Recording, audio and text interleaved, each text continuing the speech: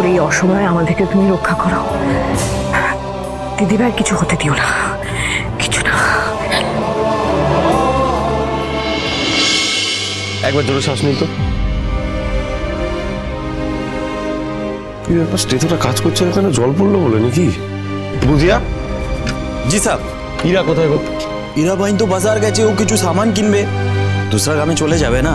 আপনার কিছু লাগবে সব? হ্যাঁ, আমার স্টেথোটা না হঠাৎ করে কাজ করছে না, ওর স্টেথোটা লাগতো।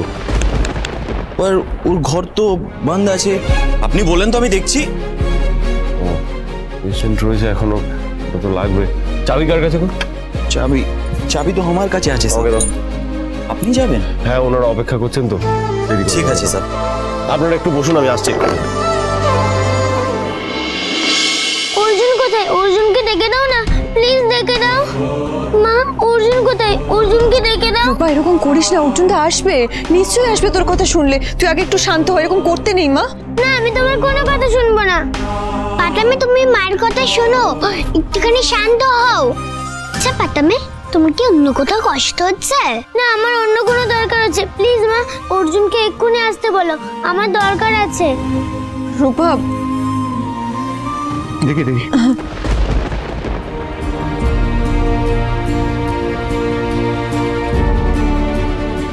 জোরে নিঃশ্বাস নাও।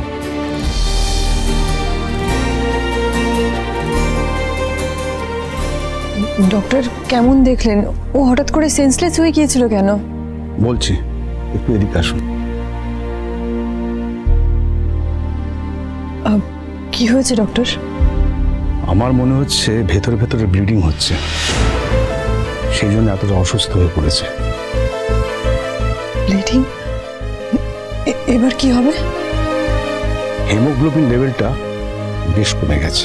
মা অর্জুনকে ডেকে নিয়ে এসো না, আমার খুব জরুরি কথা আছে ওর সাথে। কি কথা মা?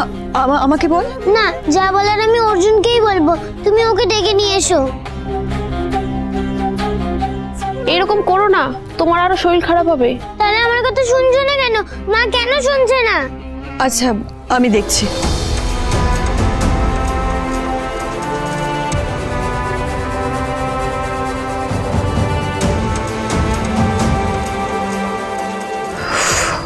অর্জুনদাকে তো ফোনে পাচ্ছি না।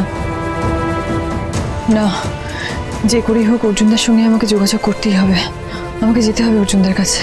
আপনারা প্লিজ একটু বাইরে যাবেন, রূপার কিন্তু একটু রেস্টের প্রয়োজন আছে।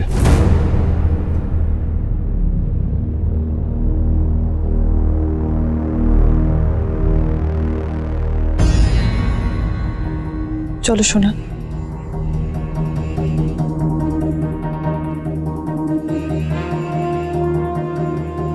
রূপা তোমার কথা আর কখনো ভাববে না বাবা, তোমার কথা বলবেও না।